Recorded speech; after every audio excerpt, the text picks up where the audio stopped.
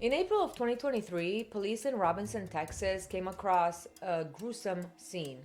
A woman's body was burnt beyond recognition. The only thing at the scene was a loyal dog standing guard. Upon investigating, the police eventually found that the killer was her own cousin. So basically, the police roll up on a crime scene where a body has been burnt beyond recognition. This is happening in Robinson, Texas, which is located about just south of Waco, Texas. Obviously, Waco is a little more well known. This is just a small little town south of Waco. So the police go out there. There's really nothing going on outside of this burnt body, and then there's a dog standing by the body that just keeps barking and won't allow itself to be captured by the police. So cops go do their thing, CSI comes in, they do their investigation, and they eventually remove the body. Well, the next day, a neighbor notices that this dog still is barking in the same spot where the body was a day before. The dog's just barking. So the neighbor takes the dog and brings them to a vet. Well, it turns out the dog was microchipped, and so through the dog's microchip information, they're able to identify who the owner is. Through investigating, the police realized that the dog's owner is actually the victim they found burnt out in the field in Robinson, and her name was Mandy Reynolds. The dog's name was Titan, but Mary didn't live anywhere nearby. She actually lived a couple of hours away in San Mateo, Texas, and she had recently moved there from Idaho for a fresh start in life. So how did Mary end up burnt to death with her dog standing next to her a couple of hours away from her home?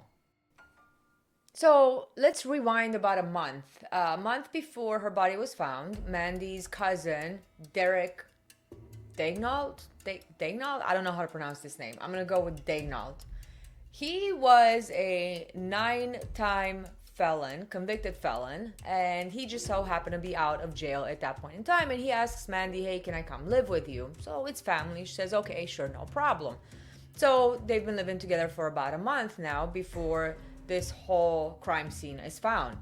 Now, as the cops are doing the investigation and then the autopsy is done on the body, they also find a gunshot to the head before the body was actually burned. So now they're like, all right, there's a shooting and a body burning, what's going on?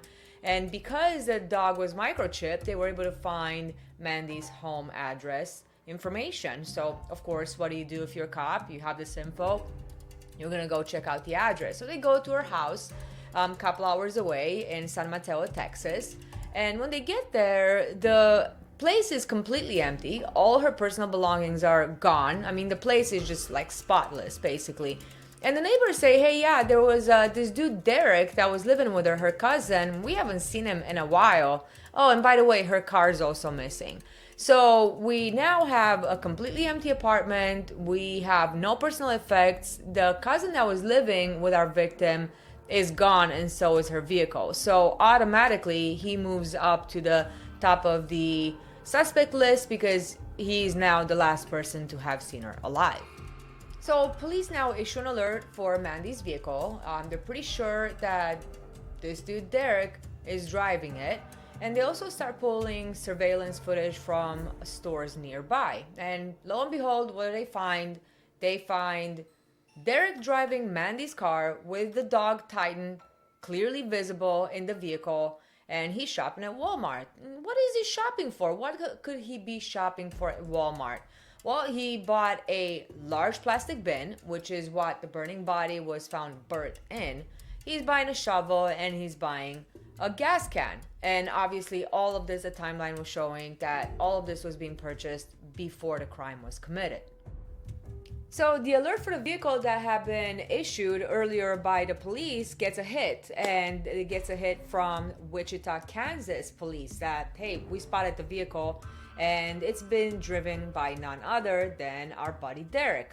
So they attempt to pull him over for a traffic stop. And of course, what would you do? What would you do if you're a wanted criminal and the cops are trying to pull you over? Of course, you're gonna lead them on a high-speed chase, because why wouldn't you? Especially when you've lived a life of crime. I guess that's, you're gonna get your rocks off one last time by having the cops trail you in a high-speed chase. So that's what happens here. But of course, he's not very good at things in general. I mean, if dude had been good at crime, then he wouldn't have been in jail. He wouldn't have been caught 9 times prior. But here we are. So he crashes the freaking vehicle because, again, he's just not very good at what he does. And so he runs on foot. Where do the cops find him? Well, they find him in a grocery store, and he had it hidden on a shelf behind some cans in a grocery store. Like, dude, could you not have found like a broom closet or any other place, the bathroom, I don't know, anywhere else but a shelf in a grocery store? I mean, that's it's pretty damn visible. So they find him, and he is arrested with no further incident.